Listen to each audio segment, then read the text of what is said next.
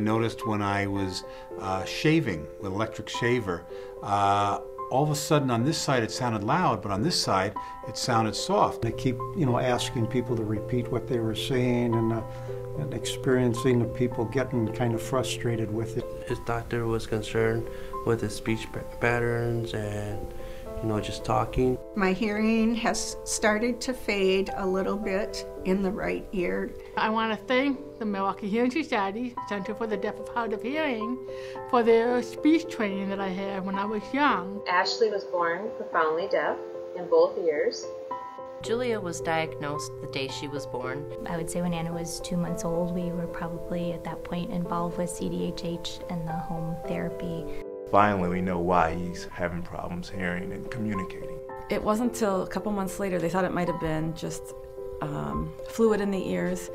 So we went to Children's, and then we found out he had profound hearing loss. Our first concerns with Wade after his diagnosis were essentially that we were afraid he wouldn't have as full a life, that it would be less than the extraordinary hopes that we had for him. I started to learn about all the different services provided, from signing to the Universal Link store, and to me it was like a wonderful gift. We went to one of the performances that they have, and I think they were just in the process of starting their drum troupe.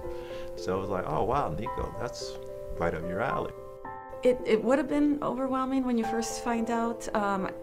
Children's directed me right away to Center of Deaf of Hard of Hearing, and they right away contacted me. When we were told to call the Center of the Deaf and Hard of Hearing, they did comfort me. They did help me along the way to, just talk to me a little bit of, okay, it is okay, we can help you, that we're going to start here. And the beautiful thing about the staff from the center was that they really encouraged us to be a student of Wade, that we would study our little son, who was just a few months old at that time, to really gather what is it about him innately that was going to help guide us to what mode of communication would be the best fit for him.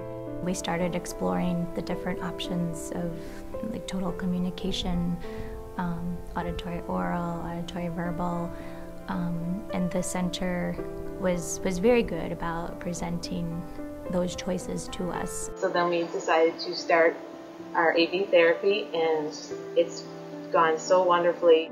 And also with his speech, I liked that they did one-on-one speech and the parent got to participate, and I knew a lot of the technique at home to improve his language and also his sign.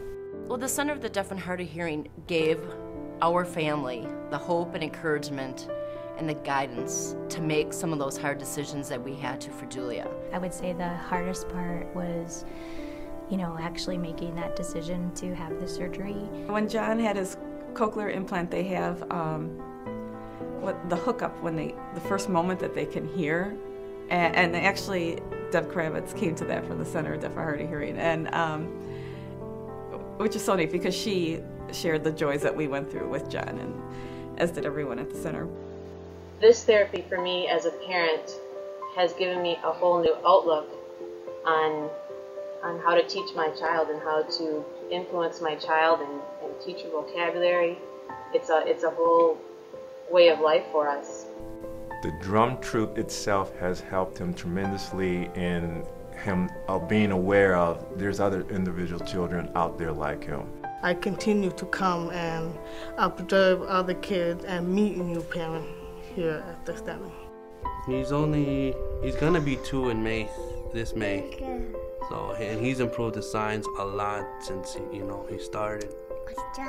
With him, it's like a miracle when they say their first word. It's really the challenges are greater, but the joys are overwhelming, really. Anthony is now 3 years old. He finished the program at the Center for Deaf and Hard of Hearing, and now he's in Head Start, and he's doing very well there. She is probably more ready for school than I am. I'm not quite ready to let her go yet. Julie does absolutely phenomenal in school right now. She is academically right where any first grade student her age is at. A lot of the teachers don't even know Julia is deaf. Now after therapy, he's reading at a 3rd grade level. We have high expectations for his ability to choose to be and do whatever it is that he wants to do. Being involved in the group has helped him step out of his little shell that he has, so he's more in tune to try to do different things. I don't know where we would be if we didn't have CDHH. It is a very important place. I mean, people here really become your family. I like coming back to this center frequently due to the fact that they do have a support group for the hard of hearing. And I think that gives us an opportunity to not only handle the physical problem of the hearing going, but the emotional problem of how am I going to deal with all that.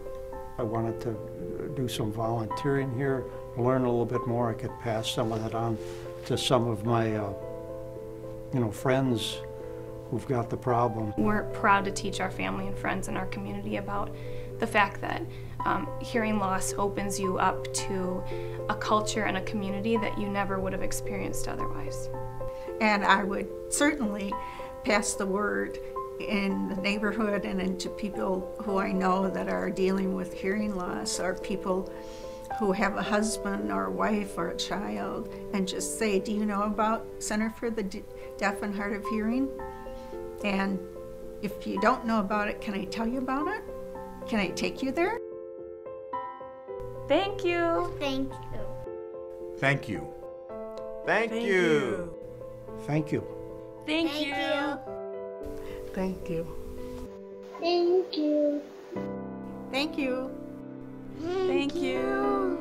Thank you. Thanks. Thank you.